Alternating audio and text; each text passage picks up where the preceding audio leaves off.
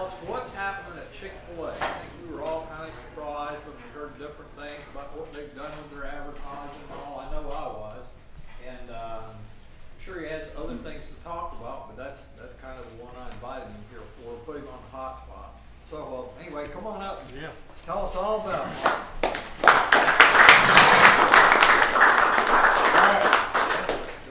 Good afternoon, gentlemen. Happy New Year. First one of the year. Yes, sir. Good to see y'all. So Bill asked me to talk about what's going on with Chick-fil-A. There were some announcements, I think in November, that they announced about the giving strategy, and that caused a lot of ruffles. Is everybody familiar with what I'm talking about, or not everybody? Okay. So what I'll give you guys what was happening, what changed, and why they made the changes, and then I'm going to tie in some personal events that have happened with me that are very similar, and how Jesus walked me through some of this stuff. So I hope it creates value for you guys. But Chick-fil-A, everybody knows, a company based on biblical principles, closed on Sunday. Truett, our founder, since 1946, his first restaurant was closed on Sunday, and every restaurant ever has been, always and always will be. That's something we're grateful for, right?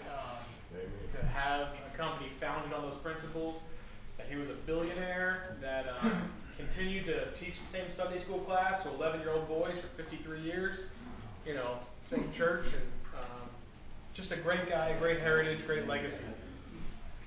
And so the company has always had a history of given to a lot of things. WinShape, if anybody knows the organization WinShape, WinShape is what I call the cousin of Chick-fil-A. It's owned by Chick-fil-A and the Cathy family, Truett and his family, but it's the giving arm. It's really the ministry arm of Chick-fil-A. So Truett would actually, when he was growing up in Atlanta, he would see all these kids in the foster care system. And, if you know anything about the foster care system, if parents end up in jail on drugs, they can't, the state takes the kids away, they can often be split. Siblings can go different places, they can be hopped around. It's a very unstable environment. Truett didn't like that. And so what he would do was adopt children out of the foster care system, and then he would find Christian couples that were stable, and he would say, hey, why don't I pay you full time, and I'm going to give you a house and some beautiful property, and I want you to raise all these kids. And so he would build them a big house. They would have their natural kids, they would have their adopted kids, and they'd have probably 10 kids or so, and they would raise them as their own. And over time, Truett adopted over 120 children out of the foster care system to save them from horrible situations, to put them in stable, godly homes.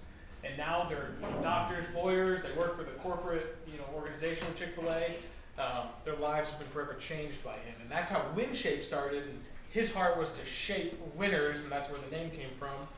Now we have WinShape camps, and we have boys and girls. We have marriage retreats for strengthening marriages in crisis, things like that, team building.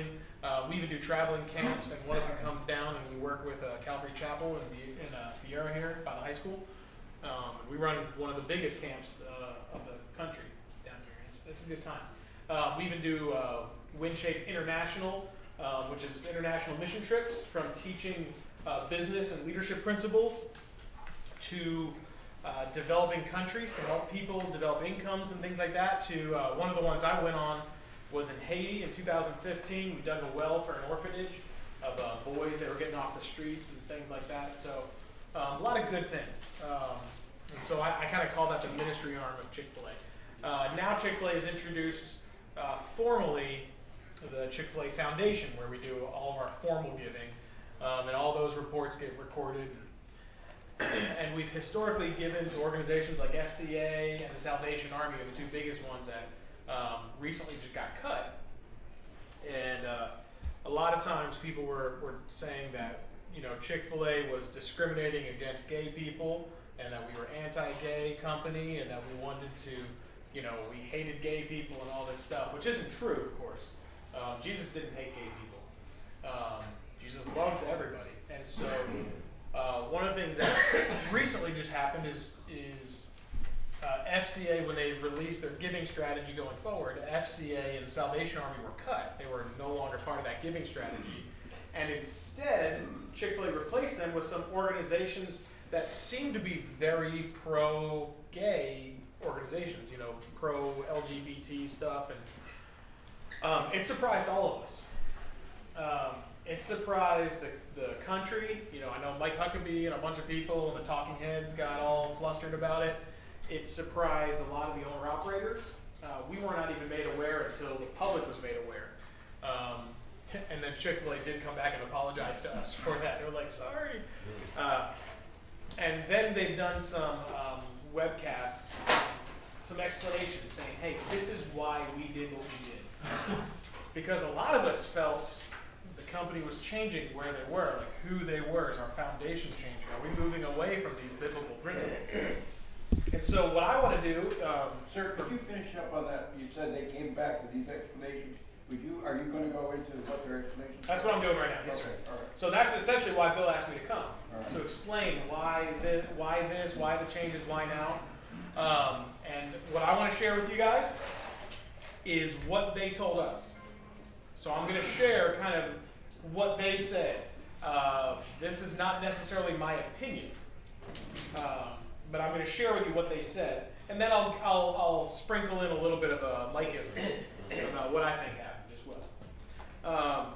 So essentially, what the company said is they've done studies, national studies, of organizations that are polarizing, that split people. You know, the Trump organization, everything Trump is the #1. CNN, Fox News, like they're all like very polarizing companies. One way or the other, they split people. That's Rules for Radical, Saul Alinsky, okay? That's exactly where they came from. Yeah. There's just, All right. and Chick-fil-A ended up very high on that list. I think we were 18th in the nation for polarizing companies. And for a company that wants to serve everybody and love everybody, it's hard to be a company that, you know, does that when half the people in the country hate you or think you hate them. So Chick-fil-A decided to change their strategy because they didn't want to be used by either side. What they didn't want is to say, well, we are a pawn for the left or we are a pawn for the right, and we don't want to be used by anybody because we are here to serve chicken. We are here to have a positive influence on everyone. And it's hard to have a positive influence on everyone when half the people think you hate them, right? I'm going to give another example. I'm going to come back around to this. If anybody knows Chick-fil-A, we have the option of playing Christian music in our restaurants. Has anybody been in my restaurant and heard Christian music playing? Yes, sir. If you've noticed in the past 7-8 years, it's all instrumental Christian music. So if you listen to Z88 or something, you probably heard the songs. You don't even realize the words aren't there because you're singing along because you know the words of the songs. But people who don't just hear instrumental music. We used to play the words with them. We used to play the songs that sounded like Z88. You go to a Chick-fil-A, that's what it sounded like. And Chick-fil-A made a decision a long time ago to remove the words. And it bothered me until I walked into my bathroom. And I was using my bathroom at my restaurant, and this guy was fuming and on his way out. I said, yo, what happened? You know, you look really upset. And he goes, I'm a Jew. I don't want to hear about this Jesus guy. You know, that's not who I am, and so I'm never going to eat here again. And I thought to myself, how in the world can I have a positive influence on people if we're just running them off? Right? Those are people we want to minister to. Those are people we want to love and serve. And so Chick-fil-A made the decision to remove all the words. They even have their own bands, you know, play it all, and they produced it all. And so it's our own music. So it's all the same Christian music, but, you know, without the words. So that we can feel like we are inviting people, and there's still that same heritage there. Similarly, you know, we now look at this giving thing. And Chick-fil-A has decided to change their strategy based on 3 things. Hunger, homelessness, and education. That's where, as a corporation, they want to focus their giving. And so they've chosen to focus on giving their money to groups that are focused on feeding the hungry, helping homeless people, and education. We have the Chick-fil-A Peach Bowl as part of the college playoff series and everything. So we don't support, you know, things like NASCAR and NFL. unless local operators get together and support their local teams. But as a corporation, all the money is focused on education, not like pro sports. So I've had people ask me that before. And so FCA and the Salvation Army didn't fall within those parameters this year, or they decided they felt like there was other organizations that were doing a better job with hunger, homelessness, and education. And so they made decisions to give to those groups based on those buckets. And what ended up happening is there is a group, I think they're based in New York. I don't remember the name of the group, I can look it up, but it's not important, that was part of a gay parade in New York, with the rainbow flags and everything. But the idea is they're trying to help people. There's a lot of apparently gay homeless people in the city, and they're trying to help them get off the streets. And so they're trying to tell them, hey, because some other places they don't feel welcome, and then they're just in danger. And so Chick-fil-A is giving to this organization now. And so at first glance, it felt very much like, wait a minute, we were this, and now we're moving here, right? We're not giving to Christian organizations, now we're giving to gay organizations. What's happening, right? And that's the feeling. And Chick-fil-A has said, no, that's not it at all. Salvation Army and FCA were on like a multi-year giving agreement, and that expired in 2019 or 18 or whatever. And now, so we've decided as a company that there's no longer going to be multi-year givings. So everything's going to be on an annual basis. It's going to be renewed. So what they give this year may completely change next year. FCA and the Salvation Army are still on the docket, that they could give to. It doesn't change locally what we're doing. I actually, have the FCA group at Viera High School I got a message from my marketing team this morning, hey, we need to do 1,000 sandwiches. We're gonna have to donate half of them to meet their budget. And I said, just do it. I want FCA to know that we still love them and we still support them. I don't want them to feel burned, because I think there are still some sour feelings. My question, what's FCA? Fellowship of Christian Athletes. It's a local organization that gets athletes together in schools, prays, counseling. It's a wonderful organization. So locally, there's a lot of owner-operators like myself who are giving to organizations and doing things like that. Now, what I can say is this as well, because they did have corporate representatives giving these broadcasts to us, which I'm sharing with you guys, but they also had a member representative of the Cathy family, who's the owners of the Incorporated Chick-fil-A. What the Cathy representative said was this: guys, they reassured us that Chick-fil-A has not changed their biblical stance. They have not changed, but they haven't, and I'm going to explain why. They reaffirmed, the values of serving people, loving people like Jesus did, staying closed on Sunday, the biblical basis. None of that's changed, just the giving strategy has changed. And what they don't disclose is privately what the Cathy family gives. So what's being disclosed is what the Chick-fil-A Foundation is giving. What's not being disclosed is because it's private giving by the family. The family is all billionaires. Dan, our CEO, and his brother Bubba are both worth more than Donald Trump. Net worth. These guys are giving lots of money to a lot of different ministries that we don't know because it's private money. So, You have no idea how much they're giving. They don't. just say they're giving a lot. And they don't know how much I'm giving either. Yeah. Right? All right, fine. It did feel different, right? And it does feel a little different. It does. And so they reassured me that their principles haven't changed, that the biblical principles haven't changed. But it did feel different to me. And so that's where I would, share my opinion. They've said it doesn't change, and hopefully over time, we'll see some of that giving go back into groups like that. But I also want to share with you guys a story, a personal story, where Jesus has kind of punched me in the face. Because it's been really hard for me.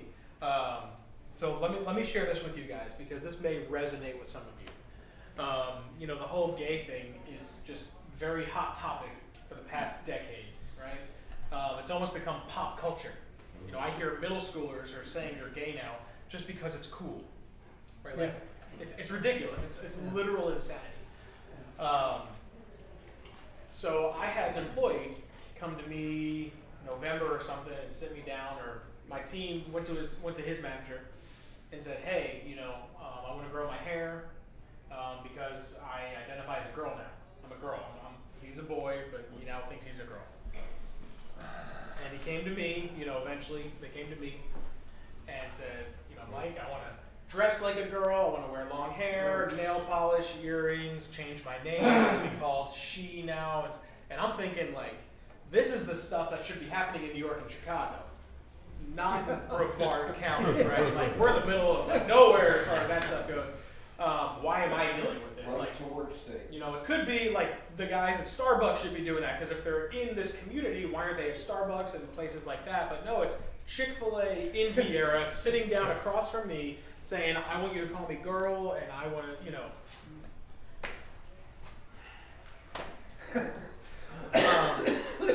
this was hard. And so the Bible says that there's wisdom in the abundance of counsel. So I sought a lot of counsel. I called my corporate lawyers. I have some guys on retainer that we pay for insurance with. I called all them. I called outside counsel. I called an employment lawyer who's a Christian employment lawyer in the state of Florida to say, hey, I need some help here. Because essentially, I've had gay people work for me for years. That doesn't bother me. Like, I don't agree with their lifestyle, but it doesn't change how I do business, right? But now you want me to allow you to go into the other bathroom, or you want me to call you something, I feel like I'm lying all the time. I can't do that, right? So now I feel like, is this a reverse discrimination, or reverse religious discrimination, or something like that? So I went through a whole bunch of mess. Called my corporate contacts for some support, called some other owner-operators for some support. But ultimately, I did talk to some Christian brothers that I have who I trust, businessmen, pastors in town, things that are guys that are very close to me that know the Lord. And I had to figure out, what am I going to do with this kid? What am I going to tell him? How am I going to respond? Because, and this was happening about the week or two before Chick-fil-A made this financial announcement. So this was a very awkward time. And when I approached Chick-fil-A, I told them, hey, I don't feel comfortable with this. I don't feel comfortable at all with approving any of this stuff for this kid, because of the things I just mentioned to you guys. Like, he's not a girl, he's a guy. Whatever he says, he's, God made him to be, we know that God made a male and female. So this is a hard thing. How do we deal with this? And I had a lot of back and forth with them trying to figure it out, because if I had said no to this kid, it could have impacted the whole brand, right? Then it goes social media firestorm, and the lawyers even told me I could say no to him, and I had legal ground to say no to him. But then, of course, if anybody's had their head out of the sand, we know that the court of public opinion and the internet and everything would have crucified the brand and me. That's as what well. they did. Not your customers, though. Not your Some customers. of them. Because again, remember, we're a polarizing company. So we're trying to figure out how to serve everybody. So ultimately, I sought a lot of counsel. But I remember Jesus said that he did nothing that he didn't hear from the Father. That he said the Father actually told him what to say and how to say it. Right. So that's really important, because for me, I look at Jesus like, Jesus is the ultimate example, right? And if he, in all of his perfection and eternal power that he had at his disposal, was still completely dependent on the Father, how arrogant of me to think that I would be anything other than that I could figure it out on my own, right? And so, even though I spent a lot of time in counsel with other people, my heart was always in prayer. Jesus, what do you want me to do with this kid? What do you want me to do here? And I need you to show me, and I need you to confirm it. Because this, it was a very bad situation. And I could go into, I don't have time today to go into the spiritual warfare, the dynamics, the threats, the pressure that I was under. It was a tremendous, I am just, surfacing this for you guys just to tie it into what he asked me to talk about. The pressure I was under was tremendous. Sure. I really needed to hear from Jesus. Because I knew Jesus, could be as cunning as a serpent. I knew when the Pharisees tried to pin him, he knew just the right thing to say to get out, right? So I knew if anybody could get me out of this really difficult situation, it was Jesus. And so I wanted to hear from Jesus. And through some conversations with some guys, and through some other things, again, I won't go into all the details, I was sitting down at lunch with one of my Christian buddies who I was asking for some help, and I was just desperate for something. And he said, Mike, Jesus said to love the Lord your God with all your heart, soul, mind, and strength. And then he said to love your neighbor as yourself. And then he took a bite of his fries, and he looked at me and he goes, so how are you going to love this kid? And I'm just like, crap. Like, that's like the worst thing you could have said, because I didn't want to hear it, right? And he goes, because you could run him off. You could say no, and he could get a job somewhere else and really be, or he could be in your organization, and he could hear about Jesus, and he could feel the love of Jesus. And I'm like, man, you suck. Like, this was like the worst thing I wanted to hear. But then Jesus kept bringing that back. Loving your neighbor as yourself. How am I going to love this kid? How are you going to love him? How are you going to love him? And I was reminded of the woman at the well when Jesus met with her, right? She was, maybe a prostitute, an adulteress, we know, 5 husbands, whatever. Like, she was completely outcast, right? And the way I like to explain it is that Jesus met her at the well and loved her, right? She became the first evangelist to the Gentiles. He didn't meet her at the strip club, right? He didn't say, hey, here's a couple of singles, let's talk. He met her in life and loved her. He never approved of her lifestyle. He never said, you're doing the right things. But he met her and he loved her because she was his. Right? Just the reason we love our kids. You don't love them because they did anything right or wrong. You love them because they're your kid. Right? No matter what they do, no matter how stupid they are. And so I was trying to figure out, okay, Jesus wants me to love this kid. How do I love him? And so I sat him down, and he had his whole list of asks, right? I want to do this, I want to do that. And through prayer, I was able to come up with some, what I call some agreements or some concessions. And here's what I did. So Chick-fil-A, a few years ago, corporately, they changed their policy to allow guys to have long hair and earrings. I never changed mine. And I told him, I said, I'd never change it, except that I love you. I'm going to change my whole policy so that you can feel comfortable wearing long hair and earrings. I said, I don't agree with it, and I would have never changed it, but I want you to know that I love you. And I told him, you can't wear the nail polish because we're in a food environment. You can't wear the nail polish. So you can't wear, well, he wanted to wear girls' clothes. But he works in my kitchen. We have these chef coats. The chef coats are unisex. So I'm like, sure, you want to wear girls' clothes? It's the exact same shirt you're wearing. Like, it didn't bother me, and that made him feel better. So, but I did, and then we had to come up with a hybrid name. He wanted to change his name from a male version of his name to a female version of his name. And I said, well, I can't do that because as a Christian, I don't agree with it. I said, I love you, but I don't agree with you. So I can't call you that. But what I can do is maybe we can come up with a hybrid name, a name that could go either way, and we just use that as like a nickname, right? Like, there's some girls who are called Chris or something, something like that. So we could go, so I can look at him and say, you're a dude, and he can be like, well, I feel like whatever. And so I wanted to create an environment where he felt loved by me. And he also knew that I did not agree with anything he was doing. But he knows that I love him. And if anybody's done any reading on this or anything, 99.9% of people who go through this transition, or whatever they call it, end up depressed, lonely, and suicidal. Right. 99.9 of them. Yep. It's not natural, it's not right, it's not the way God intended it to be, and when people try to change it, they end up very, very disappointed, and very lonely, very sad. And I know people, I've had people in my high school that I met with talking about Jesus, who were going through this. My hope is this. Like, I don't think he's going to work with me for like 3 or 5 more months, and he's going off to UCF to go to school, and I know that. My hope is this: that he, in 5-6 years, I mean, I don't hope for failure for anybody, but if he plays out like the stats say he will be broken, he will be lonely, he will be depressed, he may be suicidal. And in that pit, I want him to remember that there was a Christian that loved him like Jesus loved him. And that he comes back and says, Mike, I have no one else to talk to.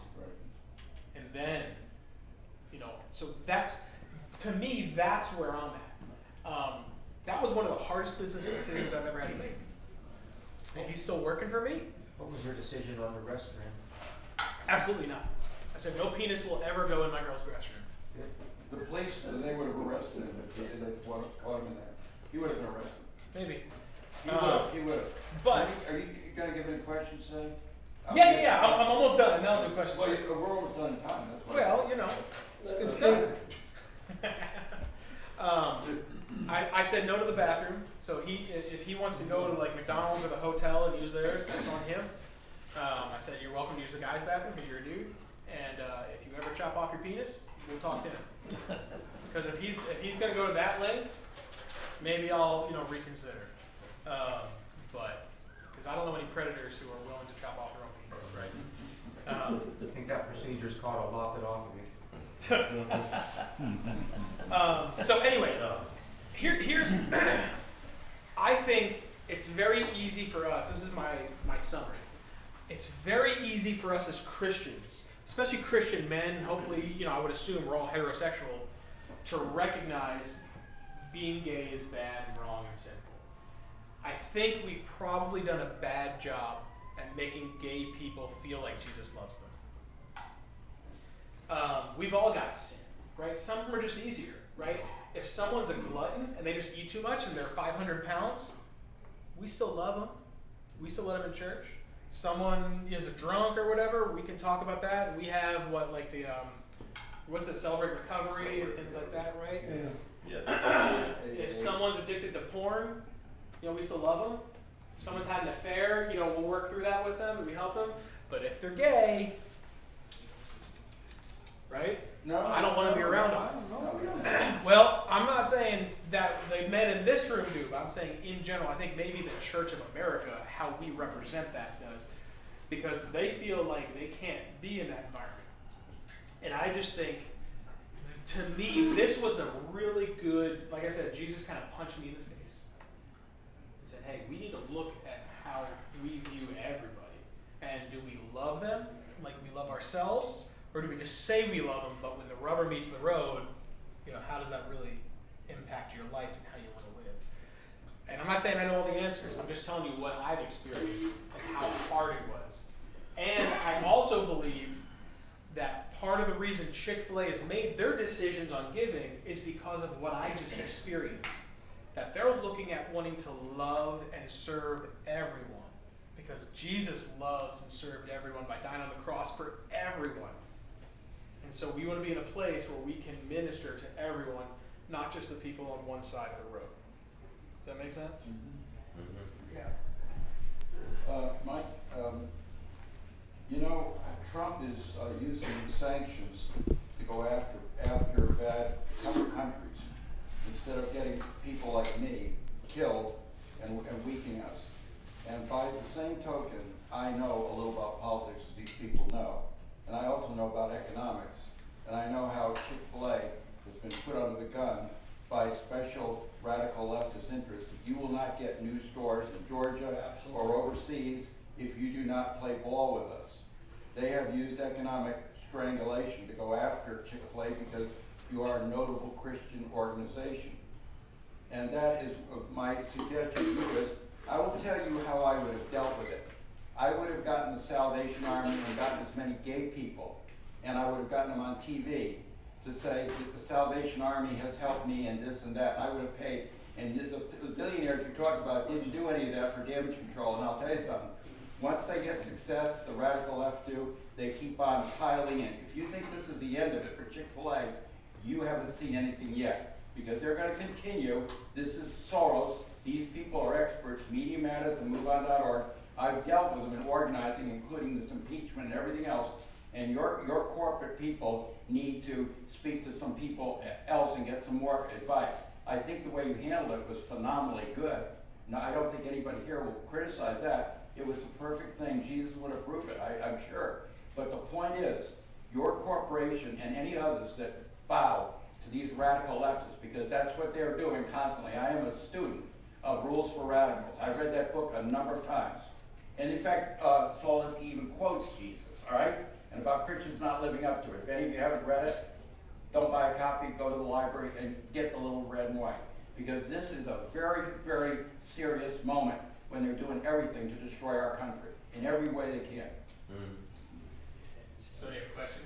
My question, I know, I wanted to give the comment. It's not correct to say, it's not, the correct way is that the corporation was concerned that they couldn't grow, that their competition, McDonald's and Burger King and all the other Subway, would take all these key locations, and that they would not be able to improve. The company and the shareholders, including people on the share, would be hurt by it.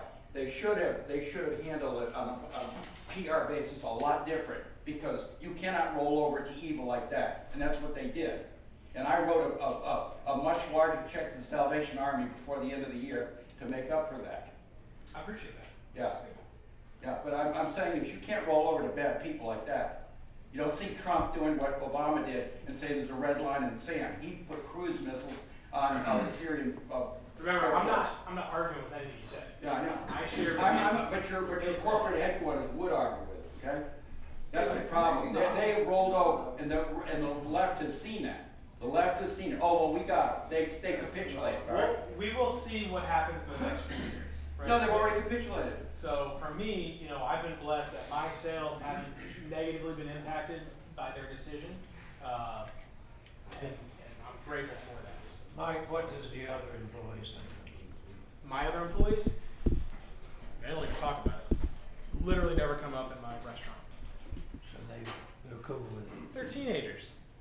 They're here to make gas money, and they don't care. I guess the It's question not was, politically the assigned. question was it had caused no problem. Yeah, it hasn't caused me any trouble. at all. What makes FCA and the Salvation Army bad guys? How did they become the bad guys? Right, and so I think that's a great question. I would say they're not bad guys. I know for certain no one at our home office feels like they're bad guys. But Chick-fil-A had to distinguish, they had to define what they're going to focus their giving on. And they decided education, homelessness, and hunger. And FCA doesn't really fit into those three categories. And I think the Salvation Army maybe does, maybe doesn't, but maybe not as much as some other organizations. So, I wouldn't say that they're bad. They just chose to give money to other places. Right. Now, I don't have any advice or any brilliant thoughts. You guys have talked about this a lot. But I do have some speculations. One is your status is the 18th most dividing group in the country. That's not going to change. Like Bill was kind of saying, these folks are, it's not whether it's true or not. Right. It doesn't matter to them whether it's true. Like some of my friends at the gym said, oh, you can't work at Chick-fil-A if you've ever had anything to do with a family member that's had an abortion. I'm thinking, you're kidding, right? This guy really believed this. Yeah. So I don't think you can, it's really hard to change people's opinion. My son's in middle school, and in one of their classes, they were talking about jobs, and one of the kids asked him, does your dad hire gay people? Or like, oh, you can't work at Chick-fil-A if you're gay. And he's like, no, that's not true. My son literally had asked me, he's like, Dad, do we hire gay people? Yeah, And then I have other people I've heard in the community literally won't come down this road in this intersection that are gay. They'll drive to O'Galley and come up the road so that they don't have to drive past me because they hate Chick-fil-A so much because we hate gays. That's true. People have all sorts of wacky. You can't ever please. You look at, they went after General Flynn, and he served 27 years, and they made him out to be selling. They went after Carter Page, who worked for the CIA, and they are trying to put him in prison. the bottom line is these people are enemies of our country at this point. These are not Jack Kennedy type Democrats. Again, I'm not disagreeing with anything you're saying. What does the Bible say about the end times? About how evil it's gonna get. And that's exactly where we're at. That's where we're headed. You're absolutely right. You are right, right on. Mike, is there any other Chick-fil-A planned for Warren County? I would like to